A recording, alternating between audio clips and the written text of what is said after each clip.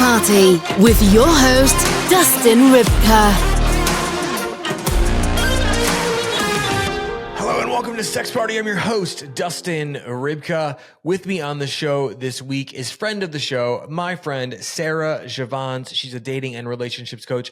This is her fourth appearance on the show. She had one of the horniest and most popular episodes of Sex Party ever.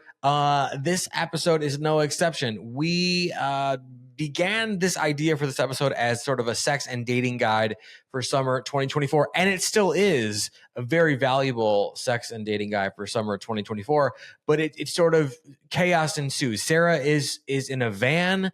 You can speculate to whether it's the bang bus or the fan van or whatever you want. Sarah is in a van for this episode. We love that. And we sort of go through a couple things. We catch up with Sarah. We talk about her latest fivesome adventure, her and four other partners in a fun sexual encounter, and also potentially the best sex she's ever had with a partner. It also goes into an area where we talk about how someone's home or apartment, if it's gross, it turns you off. But at the core of this episode is a lot of valuable information about how to go about getting out of your comfort zone this summer, whether you want to find a partner, whether you want to go to a sex party, whether you want to have multiple partners. This episode is going to help you do that. There's a ton of value there, and it's also a ton of fun, as it always is with Sarah. So without further ado, please enjoy my conversation with Sarah Jeavons. This week's conversation.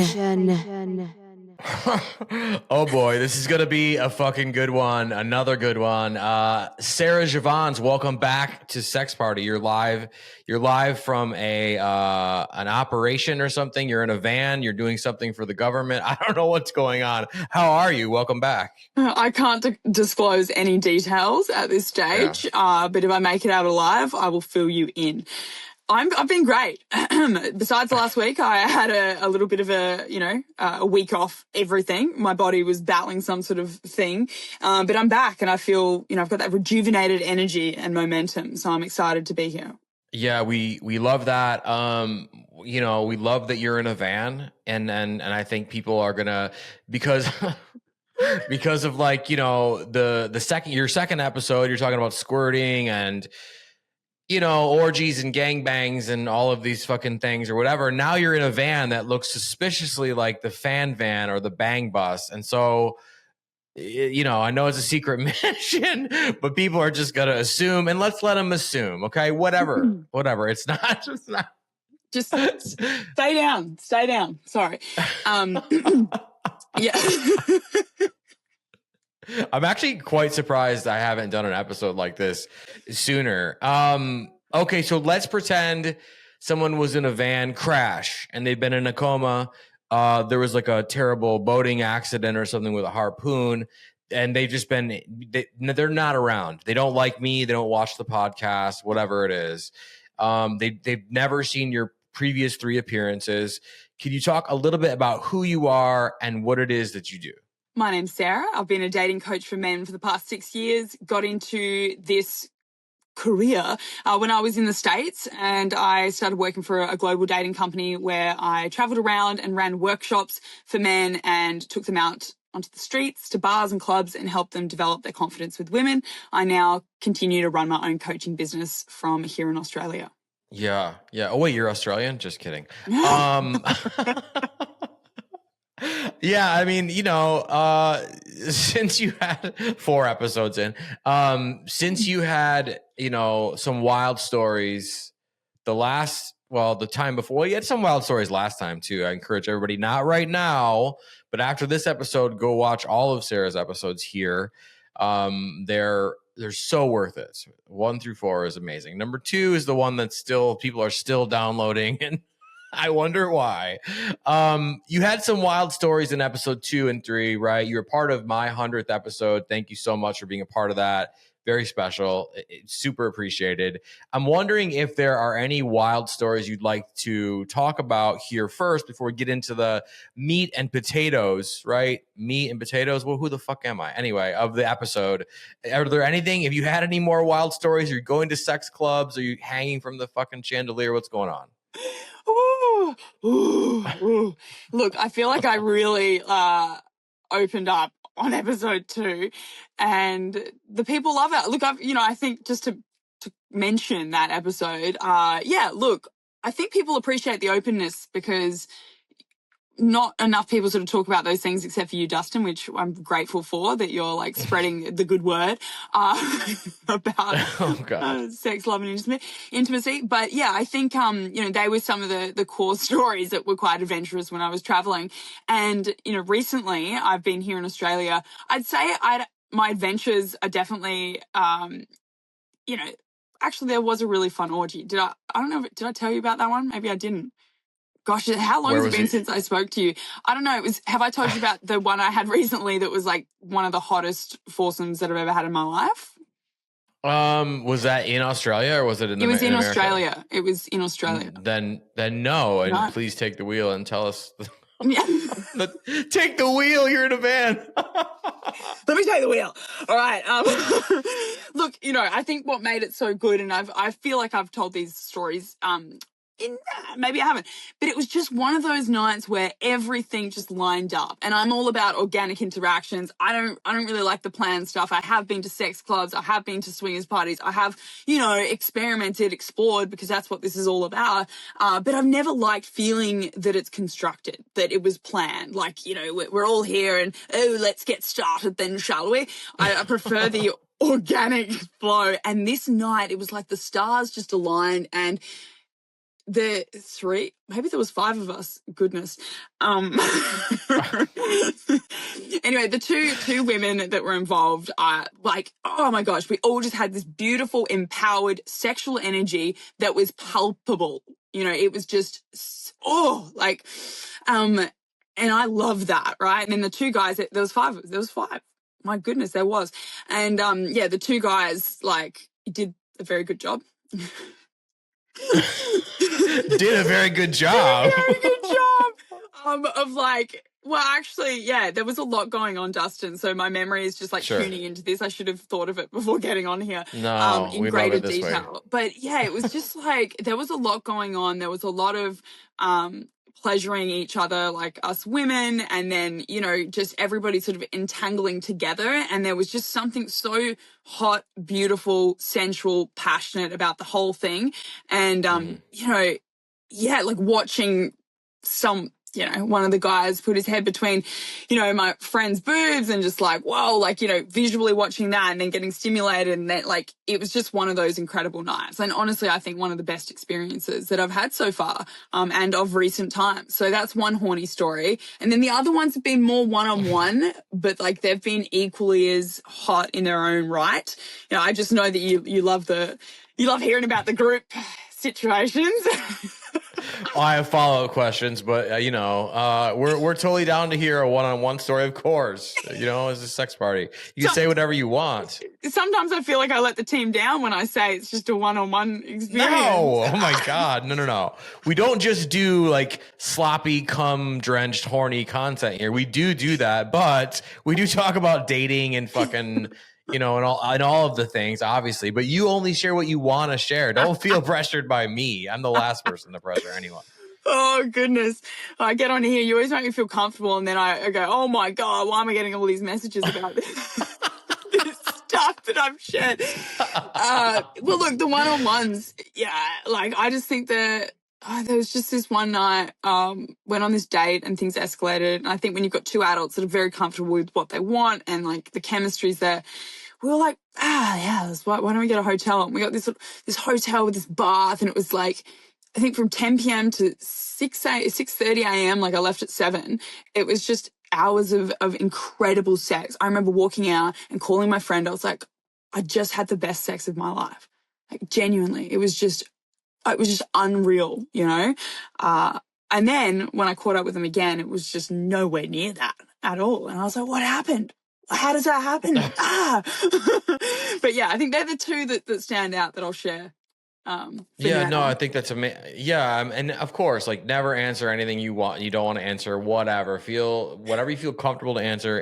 There's no Well, I whatever. feel like my share about the group one was like all over the place, but I think people can put. Well, okay, yeah, well, sure, but also too, like, what I do want to ask about a foursome or a fivesome, right? Is like if somebody's like, oh God, I'm coming, right, and they're only capable of coming once or twice, right, and then is that person then out and they're just kind of like sitting there, like playing with themselves, like whatever, or is it something that the group sort of gets into, like, okay, this is heading towards the climax for everyone, right? Like what situation was it? Because I could see both. I mean, I've definitely, there's two different ways you can go there. Yeah, you've had experiences like that.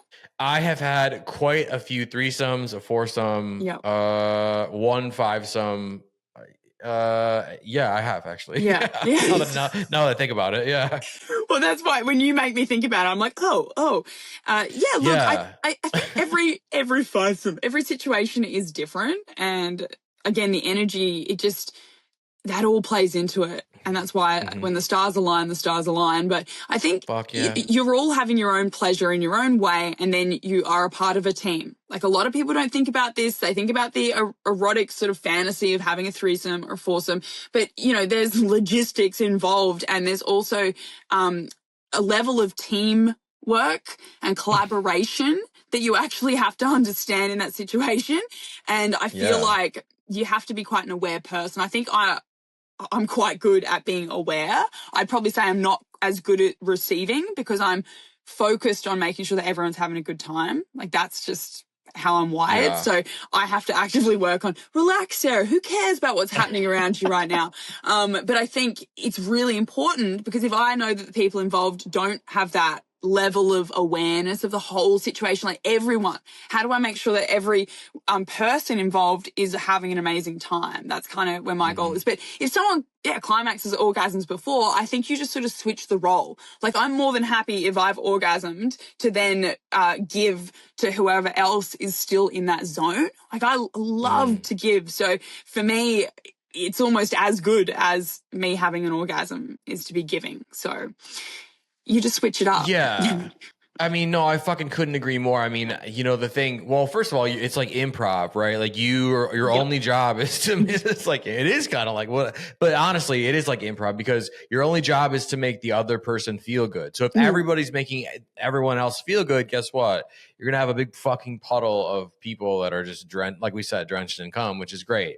And it is hot. Like when I was in the threesomes, foursomes, fucking fivesome, whatever, that term, like the idea of me coming personally, like sort of went out the window. And I was like, I just want to make them feel like they have something crazy to talk about afterwards. I want them to really fucking like walk out of here like dizzy. You know what I mean? And I sort of felt like if I can provide that, and then usually when that happens, it's a fucking incredible experience. It's super memorable, even though you and I couldn't remember how many times we've had threesomes or foursomes or fivesomes. Yeah. It is a group thing. Well, and one of those beautiful, unforgettable moments in this particular encounter was that one of the girls had never squirted and she squirted. So there you go. It wasn't me this time. It was somebody else and we were popping their cherry. And so I feel like, woohoo! And again, not that that's the goal, and squirting doesn't mean that you're orgasming. It's just this whole thing. But like, it's still, to see the joy on their face and like the excitement about having that new experience was really cool. Yeah. Like they were like, oh, this is so fun. And I think I always want that to come through is like, that the playfulness and the experimentation and the expression should always be celebrated. Like they are always the best environments. If you're ever feeling judged and feeling shameful, I don't think that's how this whole space should be. And I think you do a great job of promoting that it's about expression and inclusivity and not judging people wanting to explore in that safe environment. Yeah, I mean, this is going to make me sound like some highbrow fucking asshole, but I'm just going to say it anyway. But like, sex is a fucking form of art, right? And if you stop thinking about it, it's just something like you jerk off to sleep, you know what I mean? Before you go to whatever your thing is, like there's little hits like where you can give yourself the dopamine and whatever. And maybe you fuck somebody because it's whatever, but like at its core, to me, sex always felt like kind of an art form, right? If you're doing it right, if you're doing it that way. And also like talking about sex, to me, the art of conversation is an art. Obviously, I just said that. But if you mix sex in there, it's kind of like, wow, okay, because a lot of people hate what I do, and that's very evident. But a lot of people are very, very positive and very, very kind to me about what I do. And so I love that, and thank you for bringing that up. But I just think that, why are we all so afraid? That's why the show is called Sex Party. We're gonna fucking beat down that goddamn ratty ass door until it's down. Down, baby. Yeah. Okay. Well, go ahead. Sorry. I was just going to say, like, it is really hard. You know, I've recently, got a new position and with work, and so I don't know how like they worked out that I had OnlyFans through my coaching, but I'm not saying that that's like a deal breaker because I got the job, but it was like, it's crazy how like that is such a thing, and it still is. And I think it's always going to be to some degree. And I get like, protecting people from this world as they're growing up and this and that. And as you and I have spoken about, that is always going to be important. But then just as equally on the other side of that, once you do start to explore and you start to come into this world, what are you just going to keep it like swept under the carpet until you're 30 years old? And now you're like, oh my God, I'm discovering it. It's sort of, it's important to have safe places where people can come and hear about different experiences people have had to go, oh, okay, I'm not so strange, or I'm not so weird, or, there is a place for me in this world, and I'm not, can't be loved because I'm so weird in the bedroom. I think that's the main goal that I've always felt connected to with you. So, yeah. Yeah. We continue. No, totally. Yeah. And I think part of that is like just getting knee deep in the fucking nitty gritty and like I said, like the fucking sweat and the cum and all of that. We go there, but like, I got a message early on when I started the show, and I couldn't believe it. I was like, this is fucking fake. And I don't want to say what they said or whatever, but they basically said exactly what you just said. And that is that they were feeling so down about what they desired sexually and the things that they wanted to do. And they were living in a place that was very close-minded, and their family was very close-minded, and they were really depressed. And they said, hey, I listened to episodes, there's 4 or 5 episodes. And they said to me, and I have it screenshot, I'll fucking frame it someday, but that those episodes gave them the energy to just be like, fuck off. And I'm not alone and whatever. And like, I still am processing that, and I will be for the rest of my life, but it was one of the coolest things that's ever happened to me. So yeah, like we want to push that shit forward. Of course we're always going to get horny or whatever, but there's always, like these episodes are a tightrope walk between chaos and value. And so if you don't get both in every episode, if you don't get the horny fucking money shot and you don't learn a bunch of stuff, then I have failed you as a host, right? So that's what we do here. And yeah, I feel like you and I are like a team with that too in your episodes. I love that. We go to many different places.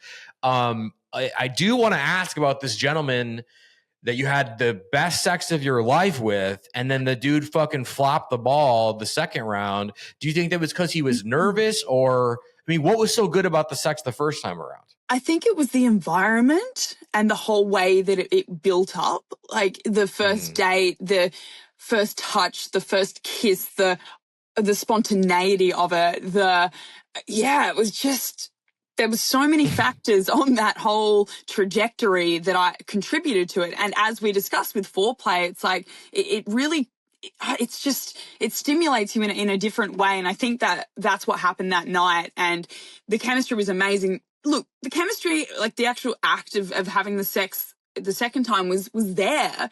But I don't know, I went to his house, and his house was not giving me the feels at the hotel with the bath. Oh no. At all. And I don't like to judge that, but it honestly had an effect on me. I didn't feel sexy in that space. It just didn't make me want to play that character and that seductress and fully be in that zone. So for me, the environment, the ambience, the lighting, the pillows, the butt, like everything contributes to my experience. And I just feel like it was, yeah, okay, he's still the same guy, but I'm now in this environment, and it kind of feels a little like just felt dirty in not a good way.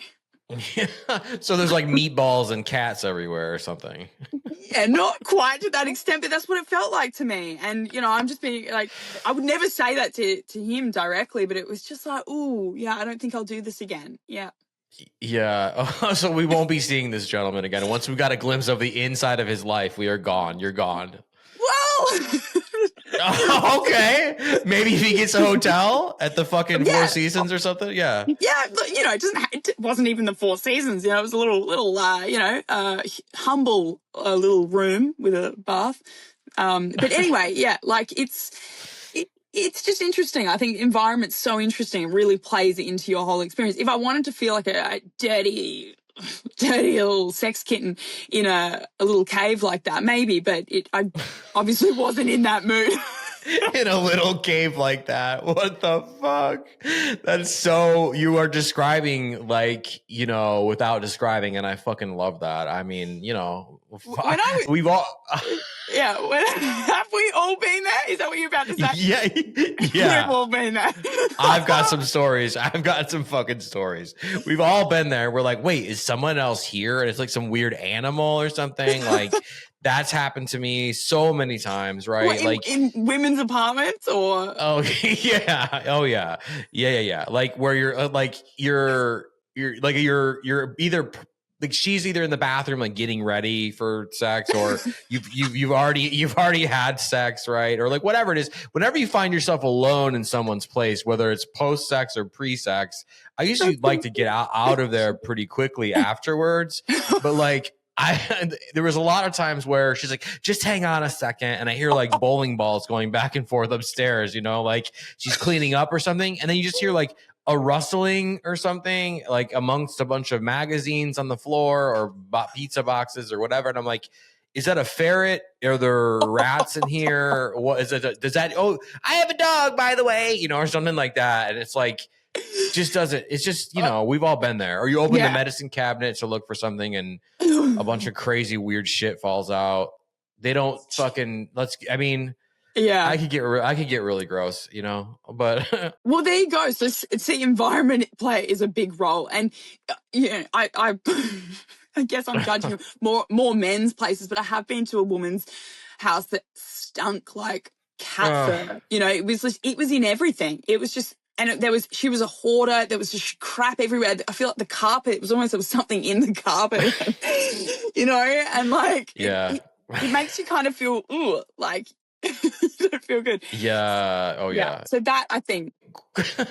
It makes you question, like, I've had the moment where I'm like, is this pussy worth it? Like, do I really want to do this? Like, I'm just being honest. Like, it's very honest. Like, I'm on the couch and I'm like, it kind of smells like macaroni and cheese mixed with fucking glass that's been on fire.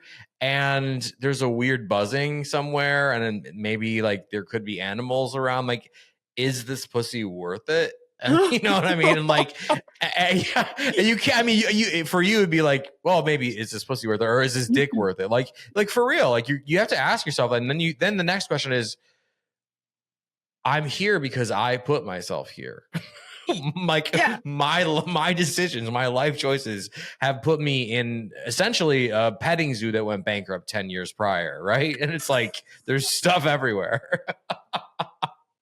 So, if you're, I'll drink to that.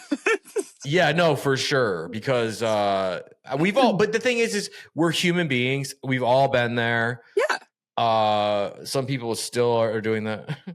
And I don't regret those experiences because Me neither. All I'm privy to is learning about the quirkiness of different humans and like how their life choices led them to having macaroni and cheese and ferrets in the pizza boxes. It's like, wow, I wonder what's going on in their world. Like, because when you met them at the bar, maybe 2 hours before, they appeared completely different. And then once you're in their world, you start to put the pieces together and it's fascinating. So I don't regret it. No, I don't regret it either. The ferret macaroni and cheese glass You're just thing. Clearing some ferret fur from your throat. Yeah, it was actually like making me fucking freak out a little bit. But she was actually a stripper, right? And I was like, man, are all strippers like this? And like my little 22-year-old brain was like, no, oh no, I love strippers. But then I found that that's not the case. Like the more strippers that I had sex with, I mean, no one had a loose ferret. You know what I mean? No one had macaroni and cheese splattered all over the fucking ceiling in the kitchen. So, you just have to go on the ride. You have to go on the adventure, right? You're Indiana Jones, who's had too much to drink. Just go for it. Just have a good time, That's how I feel. Yeah. It's an adventure, man. And you gotta go for the ride. Okay. Well, all of that out of the way now. Why I asked you back, why wouldn't I? Because you can come here and talk about fucking anything you want. You have open door policy on the show. You have the VIP sex party pass, so you're welcome anytime. But I buzzed you on Instagram and I was like, hey, let's do like a horny sex and dating guide for Americans, my Australian friend, because America, we're going into summer right now. I know you're in Australia in a van and you guys are going into winter, so sorry for your luck, but I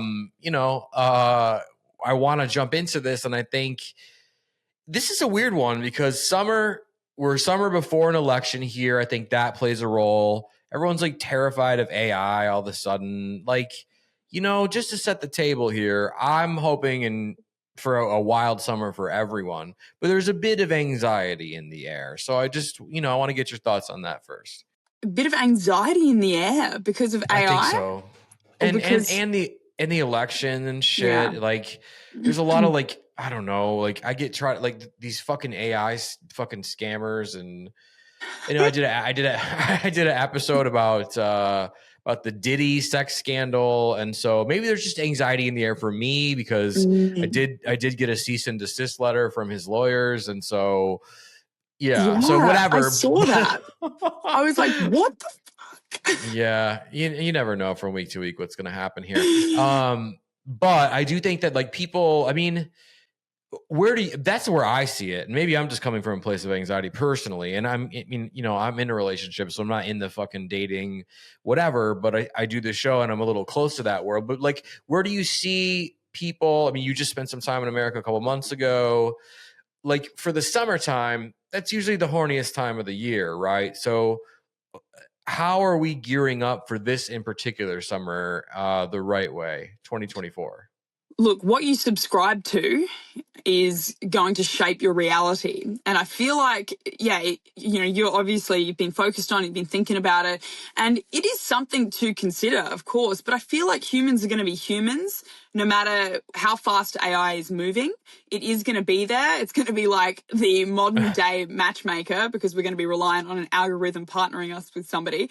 And then AI, I think with cybersecurity and things like that, yes, that all plays into, what you should be genuinely thinking about and questioning and inquiring about. However, I think if you let it seep into your mindset and attitude with dating, I don't think, it really is helpful. I think a helpful attitude with dating is to stay open-minded, to consider, everyone that you encounter to be, a potentially great person for you to have an experience with until proven otherwise. And, summer is one of the times where there's an energy in the whole air, right? Where you want to go out, things are open, there's, rooftop parties, there's people wanting to catch up with people, or spontaneity absolutely breeds in summer. You're having some afternoon margaritas and then you're like, oh, should we go somewhere else? And then that turns into dinner, and then that turns into being at a lounge at 2 a.m. in the morning. So I think it really nurtures those type of adventures to happen. And although you've got the election and you've got these other things happening in America, I still feel that people are going to be people. And when you have two margaritas or 3 margaritas, with the uninhibited behavior is not going to then think, oh, shit, wait, let's stop and think about AI. Yeah. Oh, wait, no, fuck that, right? It's human nature. Okay, well let me get more clear on the AI thing because I fucking Bumble that one, and it'll make sense in a second, right? So the CEO of Bumble came out and said that the future of dating is for your AI to date their AI, and then you can just go to the best matches from there, right? Yeah. And she said it like you can do it now. Our rules on Bumble are allowing for people to just install their AI to work for them while they like, I don't know, work at work or masturbate or whatever they're doing. And then at the end of the day, you can look at all the matches. And so in my world, the sex and dating and crazy world, everybody freaked out. Like, I don't have an AI. I've never Like, does that mean this summer? Because she really isolated. It's like this summer, you'll see it a lot out there. So that's where the AI thing comes from. I wasn't saying like people were worried about chat bots or anything. So I should have been more clear. But people, so confused. I mean, I'm like, I'm just gonna roll with this, but like, like, I didn't realize Dustin felt this way about that. No. I just feel like everybody is coming out of a winter that was a little rough and weird and whatever. And then this woman's like, hey, by the way, this summer, have your AI date another person's AI and you'll really get good matches. Look, I think it's going to be interesting to see the results that people get from this process. It was inevitable that this was going to happen. And, when you really future project, of course, why wouldn't we use the ability of AI and what they can learn of our personalities, our unique personalities, and then, compare that with different people? I think to a certain extent that there will be some things that come from this that will help us make more informed, better decisions about our compatibility with someone. However, you cannot, I don't think, ever 100% hand that over, that decision making, to AI. You can't, because what does that do? It takes the whole organic experience out of it. And what do people love so much about, people that subscribe to romanticism and the idea of falling in love? They love that it just happened. And there's this sort of romantic, organic attraction that occurred. So I feel like that piece is always going to be there. And I'm just interested to see what comes of, how accurate is the AI? How honest has the person been that's creating their AI about their personality? Are they going to share the weird sort of things about themselves and the parts of us that are mad, the shadow sides of us? Are they going to put all of that into this or not? So I think there is something to do with your own privacy as a human being, that if you choose to subscribe to that and you choose to feed the AI all of this information about your personality, just be aware of that, because I don't think everyone would feed an AI everything about their personality, because then you're handing that over to who? To Bumble? Who owns the data? Who owns this avatar? So I think that's something to consider. And people are going to do that. People on a first date conceal certain things about themselves. You want to put your best foot forward. So why would anything change if you're using AI, right? So yes, the algorithm could go, hey, I've been dating this other person and it seems like we're 100% a great fit. You go on a date, but they'd actually been concealing parts of themselves that AI didn't consider. So definitely something to think about if you're going to go down that path. Well, people are definitely going to lie. I mean, like look at dating apps. I'm 6'4". Yeah. Okay, but that happens so much already, right? And then the guy shows up and he's 5'9", and you're like, well, wait a minute. I mean, I've done that to someone. I was using a picture. This is fucking. I'd put on some weight, right? I didn't want to take some pictures, so I was like using pictures that were like 10 years old. And when I showed up, she was like, "Listen, you're still really cute. You're still great. You're still hot, but like you gotta not do that with the picture," because I thought, or whatever. And so it didn't last, it was just like a couple weeks thing or whatever. But people are doing that already with dating apps. So if you can tweak and pull and lighting and and at how you look or like think, like, I mean, that of course they're gonna lie with AI. That's gonna be a fucking huge issue. It just sounds weird that on one end it's like, okay,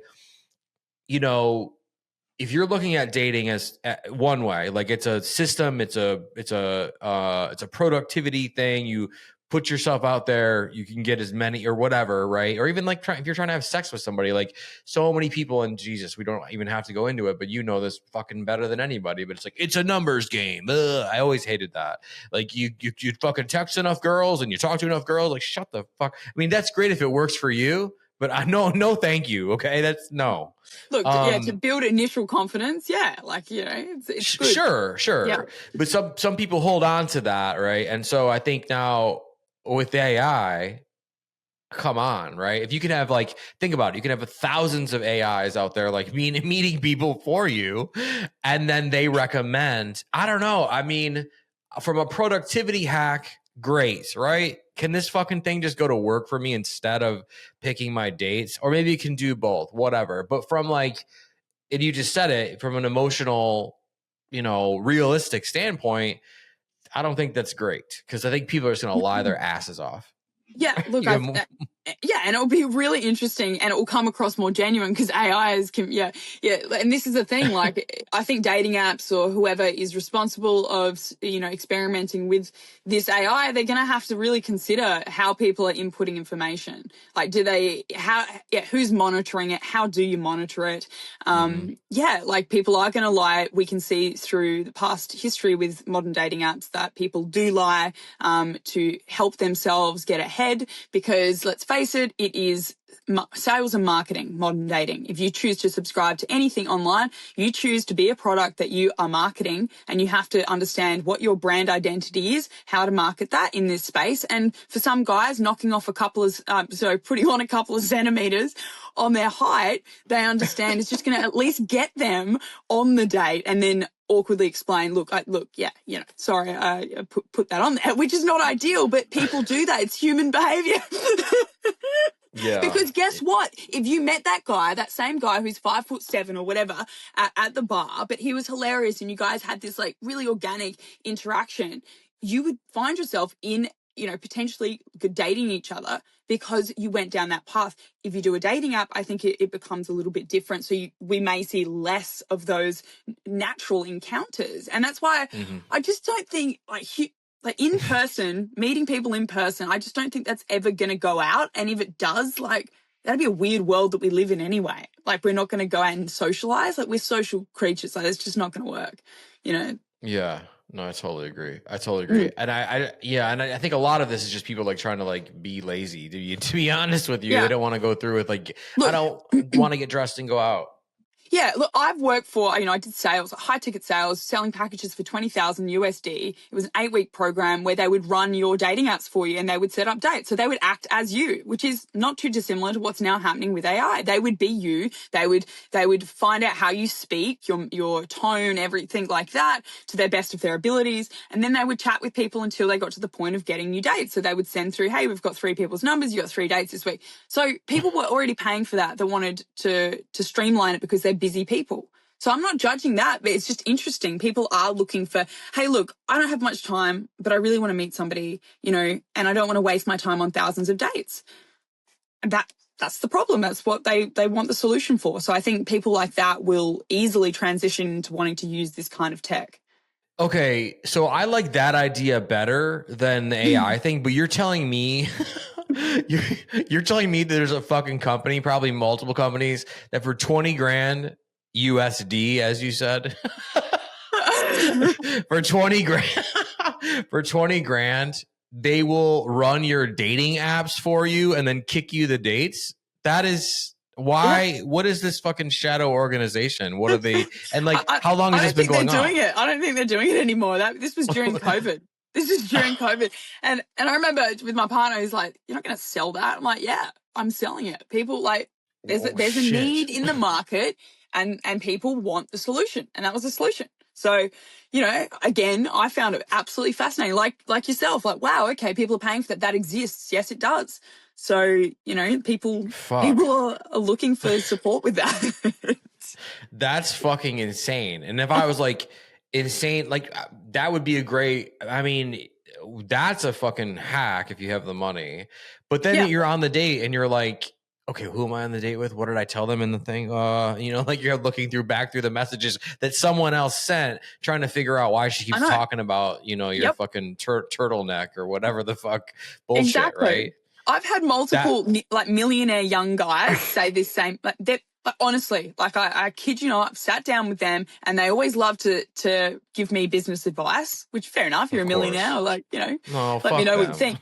I know, right? But they're always like, look, Sarah, I just want, if you could line up 10 women and, pay you X amount, like 100 grand. I'm like, Well, it doesn't work that way, buddy, because what if like your ability to connect with them sucks? So I'm going to put 10 high quality women in front of you and then you're going to botch every single one of them. So like, I think that not all millionaires, just there was 3 that are young ones that I've sort of been around and had conversations with.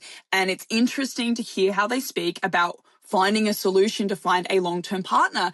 And I'm just like, I said to him, look, I appreciate the advice, but that's not how I want to do this business. Maybe I'm missing out on making a shitload more money, maybe, but I don't feel right with that. Like, that doesn't feel right just for me to, I guess it's more moving into the matchmaking realm, which I'm, yeah. Which is good.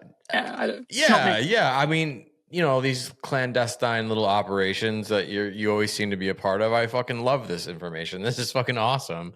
I mean, the title of the first episode you're on was called The Double Agent. This was supposed to be a summer guide, and I think we just blew this thing out. Who knows if this is a summer guide? Who cares? Well, you brought up AI, and then it was like summer turned into a fucking dystopian, I don't know, some sort. Well, okay. So let me just go back to that. I just think people, like everyone I talk to, and again, maybe the people around me just need help, right? Like maybe they need good mental help. Maybe they need like good, they need a fucking vacation or something, and they need to stop having so many fucking kids and shit too, and getting married every fucking 6 months, right? Like maybe that's what's going on. But I just feel, and now everybody hates me, I just feel like there's just, everyone is so stressed out. Everyone's talking about this costs this and and there's nothing to fucking eat here and or like whatever. It's like people talking about the election and shit. I'm like, we're gonna do this again,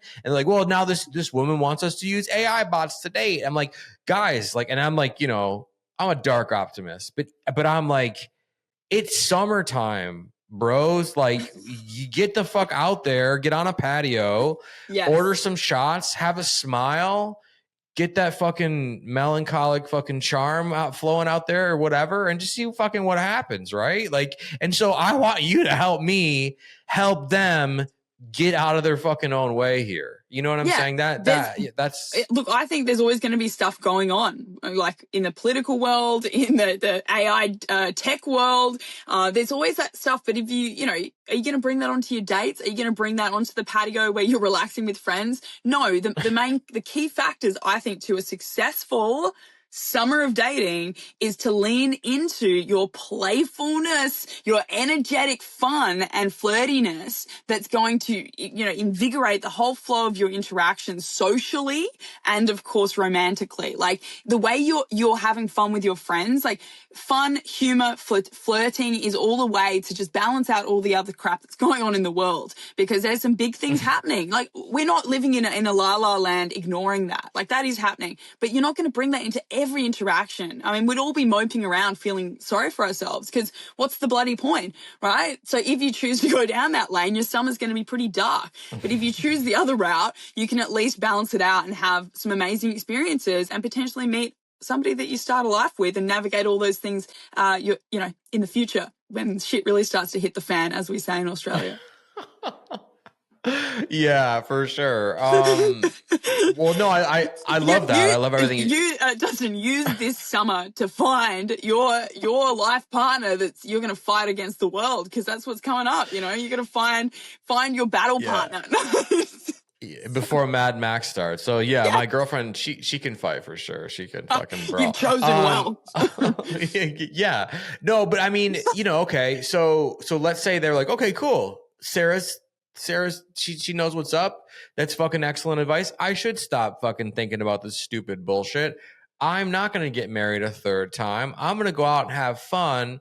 And I am referencing someone in my life who needs to not do it. That's all we'll say. I'm trying really hard not to say something else. That's fine though. And so these people are like, okay, Team Sarah, Team Dustin, I'm happy. I'm ready to go. But like, give them some tangible tips, right? Like people aren't confident. Maybe they had a long winter. The self-care kind of slid because of whatever. I mean, fuck it, right? Like, how do you feel comfortable with who you are, but also be mindful, because I know you're big on this. Be mindful of like making some little tweaks and upgrades, right? If you aren't comfortable in your body, it doesn't mean that you're not perfect. Or it doesn't mean that you suck. It just means that you want to make some changes or whatever. So how do we give ourselves the okay to tweak and do all these things and still feel okay? Like, I'm in the process, but I'm still going to go out to fucking Dooley's on fucking 3rd Street and rip some shots or whatever. I want them out there this summer. You know, I feel like the last couple summers here in America, people have just fucking, they deserve it. They really need to get out there and get laid, Sarah. So if they don't feel perfect, if they don't have the wardrobe, if they need a facial, like, and I don't mean the sexual kind, but maybe they want one of those too, right? Like, how do we get them out of the house and into someone else's apartment tangibly? I'd say one of the fastest tangible ways is to give yourself a mini makeover. If you've seen any episode of Queer Eye for the Straight Guy, it is one of the easiest, fastest ways to boost your confidence is to give yourself a good haircut, a facial in any way you choose, and also to revamp your wardrobe. Like, that's it. Like, that's all they do. No, that's not all they do on that show. It's a big part of what they do on that show, right, is literally clean up your house, right? You clean up your house. Clean up the cave. Yeah. You clean up your stubble, your beard, your hair, like whatever, you know. And if you don't have the money, if it's hard, like, yeah, you find ways to do that, shortcuts. Like, there is shortcuts and more cost-effective ways to do it if you don't have that. If you do have the money, awesome. Go and legitimately just go to the hairdresser, go to the barber, go to, shopping. Again, there's ranges of what you need to spend or have to spend. But the key thing that's going to get you there is you being proactive about it. It doesn't matter how many times Dustin or me tell you, go and do that thing. It's like your parents or your friends, but you should do that. It's like, it comes from within you. So what is it going to take for you to look in the mirror and have an honest conversation with yourself about where you're at and where you want to go?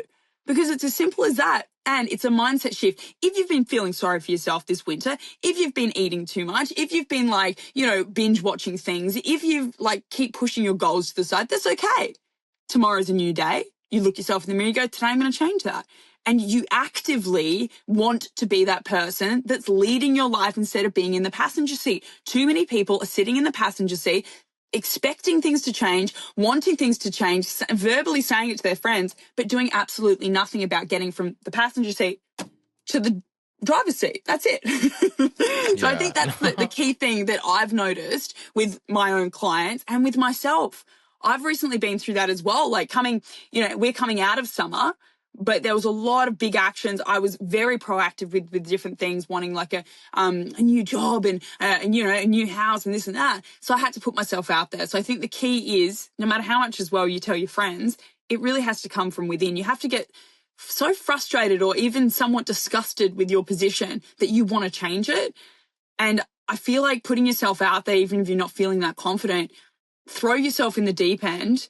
And then, make sure you've got people like Dustin around you, your friends around you that are going to bring you up, that are going to laugh along the way. Because guess what? No one's perfect. And even when you have your 8-pack or whatever, you're looking sharp, they're some of the saddest people too. So it's not so much about that. It's what Dustin said before. It's the journey that you're on and always keeping that, well, you said dark, optimistic perspective, but it's optimism and it's positivity rather than gearing towards negativity and bringing yourself down. Like, people in their head need to be on their team a little bit more. Yeah, fucking well said. Fucking Jesus, that was awesome. I think that everything you said is right, and I just think people have such a rough time doing it, sure, but those moves that you talk about, like those become fucking addicting, right? Like you got a haircut, you've made the decision, you're going alone to the bar. It doesn't fucking matter and nothing is going to happen. Boom. There you go. Go with no expectations, right? Just go sit for an hour, have a cocktail, observe, see what's up, right? But those become so addictive. I went this far. Now let's see. And if they're hitting the gym or if they're buying clothes, all of that shit just becomes, you want to do the next move. You want to do the next thing. And I think that's so important too, to bring up is once you get on the train, right? you know, it's up to you when you get off. Like, Jesus, everything I say sounds fucking sexual. Fucking Jesus Christ, train, get off. But you know what I mean, right? Like, Well, it's true, yeah. once you commit, you got to commit. You have to commit. If you commit to feeling like shit, you're going to get better and better at feeling like shit. If you commit to feeling better and doing things like, you know, going outside your comfort zone, sitting in a bar, chatting, you know, sit at the bar, talk to whoever's around you, talk to the bartender, ask questions. If you choose to do that, you're going to get better at that. So where your focus goes and your energy flows, that's where the growth is going to be. That's where the experiences are going to be. So if you put yourself in what I call opportunity abundant environments, then you are going to be way more likely to have incredibly different experiences than if you, let's say, are always at home on the couch. And I had a client who really had very little money. Okay. So I get it. Like, oh, we can't go out every night and spend money, Sarah. It's like, yeah, but you don't have to. All right. You can go into these places, and just because you're not spending thousands of dollars and buying bottles doesn't mean that you have any less of a right to be there and to be socializing. So, and there's definitely lots of cool free things that happen in every city around the world that you can go and partake in. And a lot of people just don't look beyond their scope. If their scope is only, oh, there's that bar that everyone goes to. It's like, hold up. What else is going on in your city? Have you even looked? Have you had conversations? Have you asked? Or are you just basing it off this one watering hole that everybody goes to that's as far as your scope is? So I think broadening the scope and taking your position into consideration, it may mean that you need to date yourself, right? Moving into summer, just date the fuck out of yourself. Okay. Yeah. Play with yourself, go out, take yourself to a movie, go for walks, explore different suburbs, go to different restaurants, bars, whatever it is, alone. And then start to bring yourself into different environments. But a lot of people are uncomfortable even with themselves, and they think, oh my God, I can't go. Like, a lot of people wouldn't go and sit by themselves, Dustin. But it's, as you would know, very powerful for what it does for you. Oh my God. Yeah. Especially before I was in this relationship, I fucking fell in love with fucking doing shit by myself. I mean, movies by myself, dinners in restaurants, surrounded by couples and families. They're like, look at that guy. He's so sad. And I'm like, that's not what it. And no one said that, but I'm sure they thought it. And I don't give a shit. Like, I would go and, you know, it didn't matter if it was a fancy restaurant, if it was just a little, you know, Chinese place on the corner. It became second nature. So the more you do those things, I don't know why people are so scared of that shit, but the more you do those things, dude, it feels so fucking good. I swear to you. I feel like because you and I both, you know, on some level have this slight rebelliousness to the system, in the sense of, well, we don't have to do it the way that most people do it. And like, I've been to fancy restaurants by myself, and I feel like a lot of women probably wouldn't do that. But I'm like, I'm sitting here having my 24 oysters and having a grand old time by myself. Yeah. And I think I was on a table of 4 and it was just me. But you know, it was like, there's something very empowering about doing that. And so I encourage people to go out and do it. You're like, I'm the shit. Like, I'm having dinner by myself, rather than, oh, I'm a loser, I'm having dinner by myself. All it is a reframe in the brain. Yeah. And I'm telling you, people, I actually got shit for saying this on another podcast, because I was a guest on someone else's. You don't say, but I swear, once you do that reframe that you talk about, where you're like, I'm sitting here alone, and it's fucking dope, right? Once that your body language and your eyes change into like, this is awesome, I'm just hanging out, like looking around, having a drink, like whatever. Once that confidence is apparent, people will start to fucking envy that, and they'll start to come up to you. And they do. The more that you do it, some of the best times I ever had, we're just sitting alone in a bar here in Chicago, having a couple of fucking nightcaps, as I call them, probably too many, but the adventures I went on afterwards, because all of a sudden people want to know, like, why is this dude alone? You know what I mean? Why is Sarah alone? You know, or whatever. And so they want to walk up and ask you. It's like the traveler effect.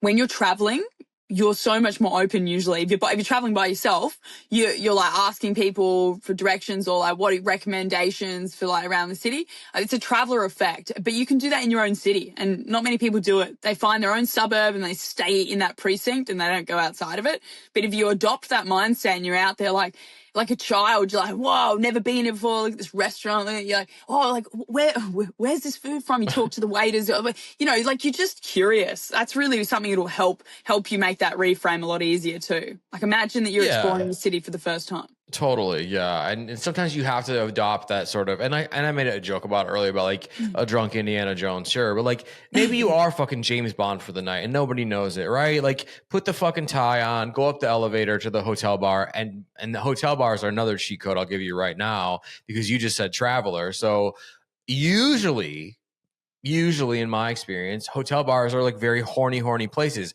You hang out long enough, you're probably going to hook up with somebody and it's going to be really fun because they're in a place where no one's watching and they want to have some fun. So boom, there you are, right? You're the stranger at the bar, right? But you're also in your head, whoever, James Bond, fucking, I don't know, fucking put in insert confident male or female person, right? And go and do that shit at the hotel bar. I mean, Jesus, it's such a hack. Yeah, you're playing with the mysterious archetype. Like, you're hanging out there, and again, you can be like, oh, I'm a lonely guy at the bar, instead of like, no, I'm James Bond at the bar. Very, very different experiences, those two people. So, I think a way you can do that, as Dustin just alluded to, is you put a suit on or put your tie on, dress really proper, or you go out one day and dress very differently, like, a rocker or something, or like, you just see how people, who am I thinking of? Russell Brand, I don't know why, like a sort of romantic, like I'm not trying, but I'm trying, that kind of archetype. But like, see how people treat you differently as well. Like play around with it, have some fun with how you're expressing yourself to the world, and then how the world responds to you too. Yeah, it's always great to like play a role. We talk about this on the show more recently, but like a lot of huge athletes, they would go into this alter ego, and they would be like, fuck, I can't, the names aren't coming to me, but a lot of famous athletes or people in performance, they have an alter ego that they slip into. Maybe it's a ring they put on. Maybe it's, like I said, it's a tie and a suit. There's always like a, some sort of like item that usually gets them in that mode. And once they're in that mode, they're not themselves, they're someone else. And so if you can learn to do that with dating, with sex, with being social, with meeting people, it's a whole different experience. And you will find that people will wind up actually approaching you. Yeah, and I think, it doesn't matter if you're looking for like a forever partner, or you're just looking to go to fucking, threesomes and fucking parties or whatever. Like the intent is just that you want to have an adventure, right? I mean, none of this really, I mean, I know you teach men how to date, right, and be more efficient in that way, but you can take some of those principles and apply it to like, hey, I just want to get laid if you want to. Yeah. Male or female. Well, yeah, and I think that doesn't get spoken about enough. I think most people think that the whole idea behind dating is that you're dating to find a life partner, to have a predominantly, monogamous relationship. Like traditionally, this is how people are thinking. I'm dating to find the one. I'm on my way to find that one. And then once I've found it, that's it. Dating has no use for me anymore.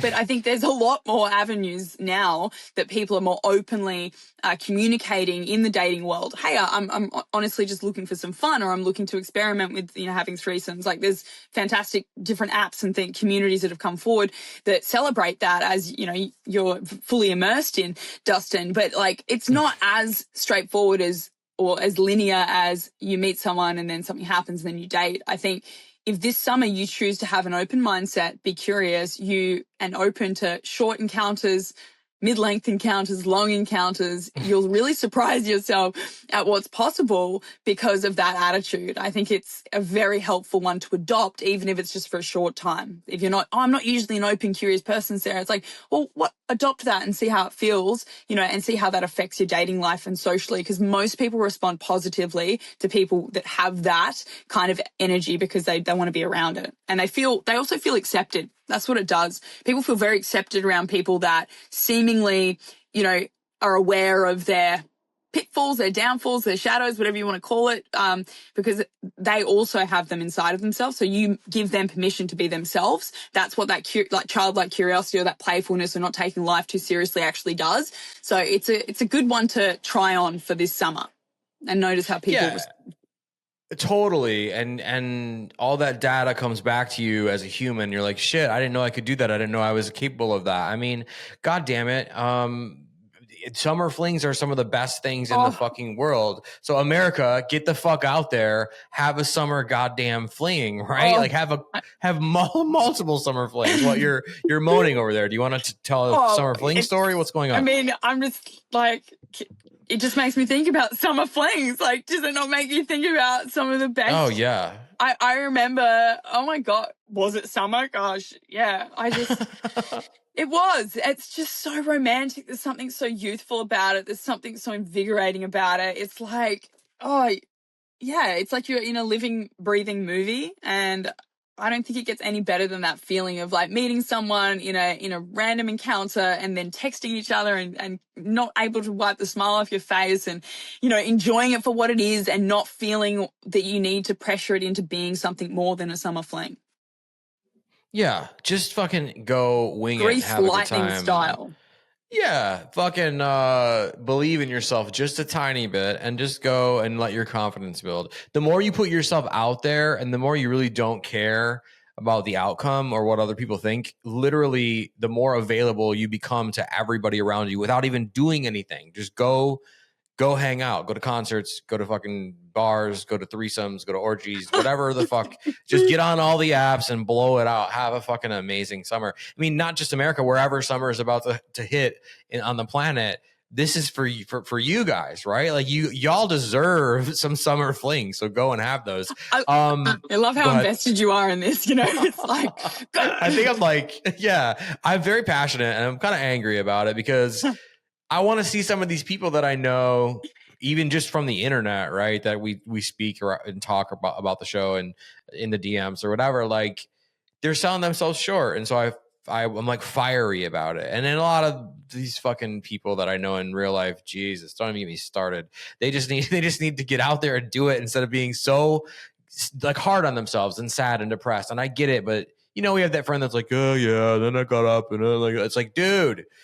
You're a good looking guy. You're smart. Go fucking hit it up. You know what I mean? Like go crazy. I don't know. I love that. And I'm an agent of chaos. And so I really want people to have a good time. Okay. So we actually have a viewer question and we'll end with this. And obviously we'll make sure they know where to find you, but it's a viewer question. It's someone who watched episode 100. They got to me through YouTube. They left a fucking wonderful comment, which we love and we appreciate and please do more of. But it's from Kyle and he says, "Hey Dustin, you and Sarah gave good tips for sexting. It's something I need to learn more about. Any books or resources to learn how to get better at it? Get better at sexting." What would you say, Sarah? Get better at sexting specifically. Mm-hmm. Interesting.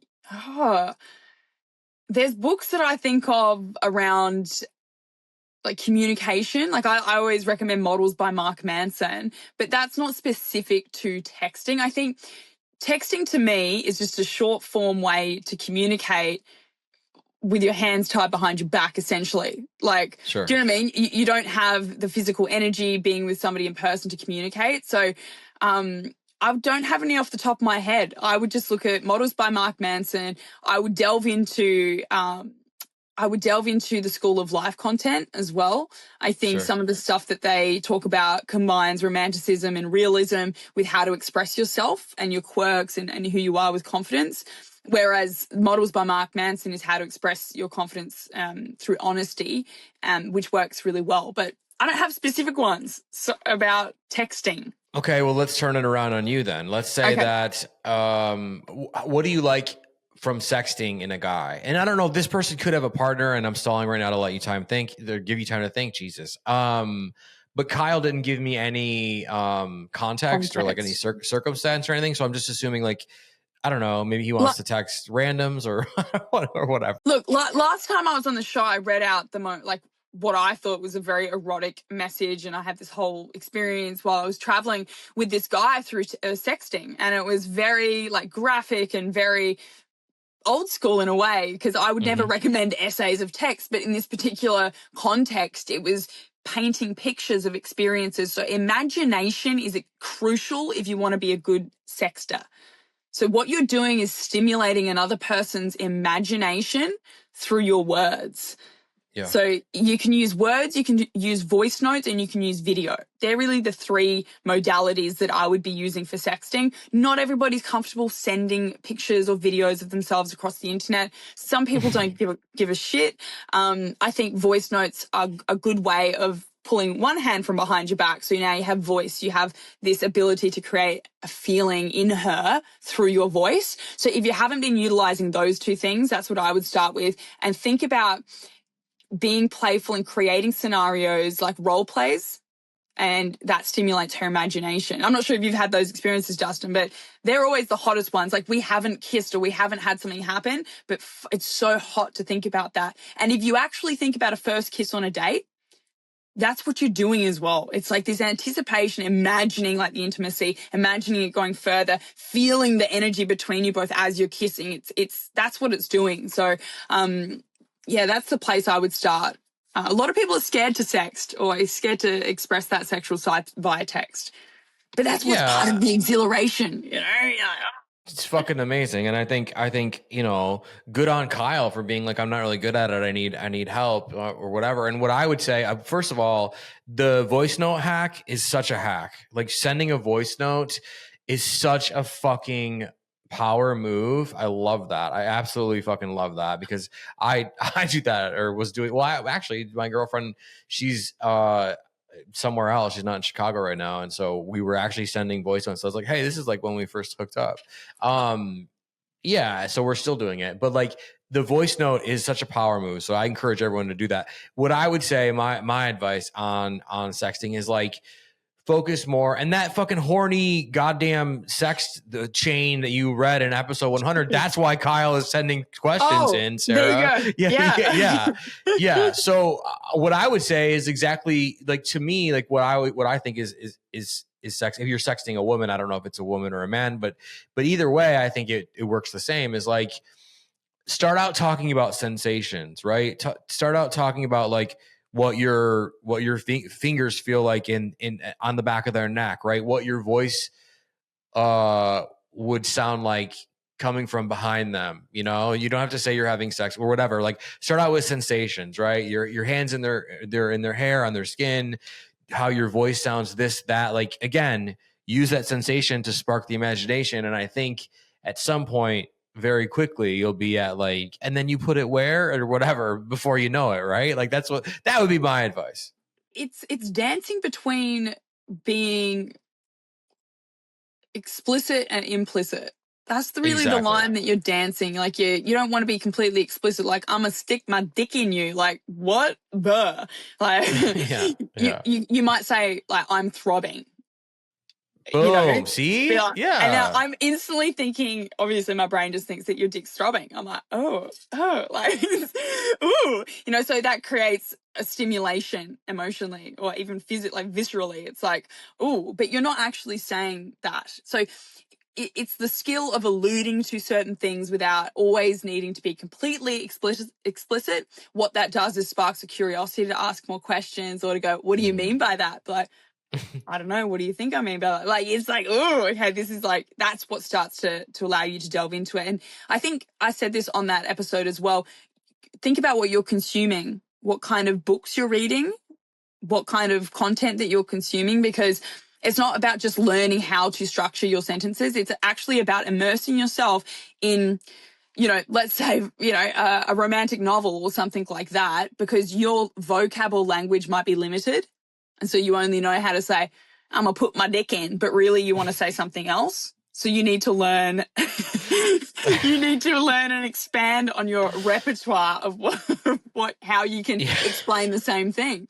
Because you are really talking about very similar topics, but how can you do that in a different way? Yeah, and like, you know, always leave them wanting more until that bursts, and then you're at the put my dick in part. But no, you should never say I'm gonna put my dick in, whatever. But you know, you got to be subtle about it. And Have shit. you seen you know, that movie? Have you seen that movie? I think it's called Wonderlust. Yeah.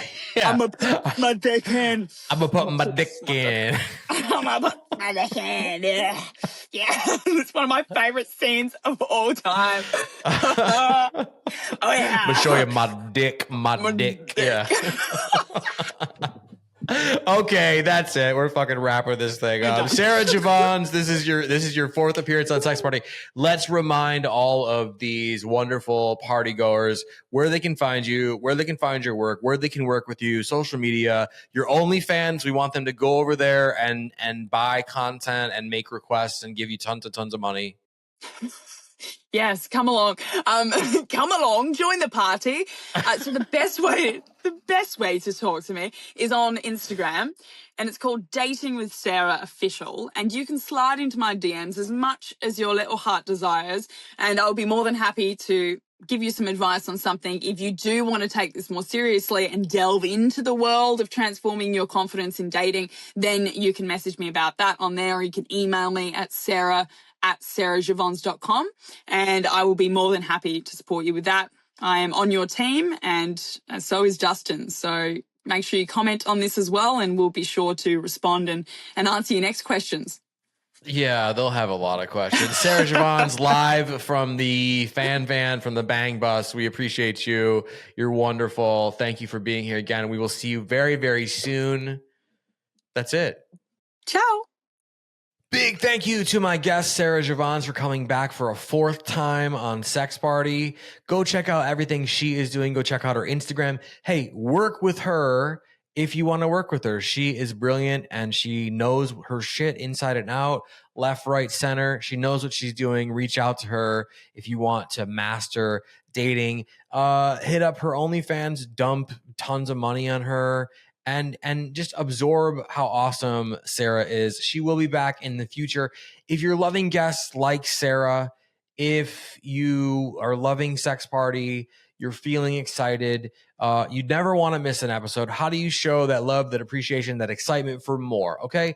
If you're listening to this on platforms like Apple and Spotify, you could leave a rating, you could leave a review. Great. Those things are awesome, but fuck all that. Okay. What you really want to do is you want to subscribe to the show so you never miss a new episode every single Wednesday. Every single Wednesday, brand new episode. Listen, if you're listening on Apple, especially, Apple has done this thing where they are unsubscribing or pausing subscriptions for tons of shows for whatever reason. But if you're not sure if you're still subscribed, go to Apple Podcasts, go to Sex Party with Dustin Rybka, upper right-hand corner, there's a little button thingy. Hit that drop-down menu. It'll say resubscribe or resume subscription or resume upload or download or whatever. Hit that button until you see a check mark. Once you see a check mark, congratulations, you are resubscribed. If you're watching on YouTube, I love you. I see you. If you're watching on YouTube, hey, listen, are you going to get out there this summer? What is the thing that's preventing you the most from like having a horny, wild summer? Let me know in the comments. If you're watching on YouTube, how can you make sure you never miss an episode? Well, gee, I wonder how. Subscribe to the show. It's the best way, right? You can leave comments. I love when you guys leave comments. You can like all the videos, but I really need you to subscribe so you get a new episode and I get you as a subscriber. I love you guys. I'm always available in the DMs on Instagram, and I will see you all right back here next week. Thanks for listening. The party continues next week. Click subscribe and let's make this a regular thing. Follow the show on Instagram and Twitter @SexPartyFM. Follow Dustin @DustinRybka.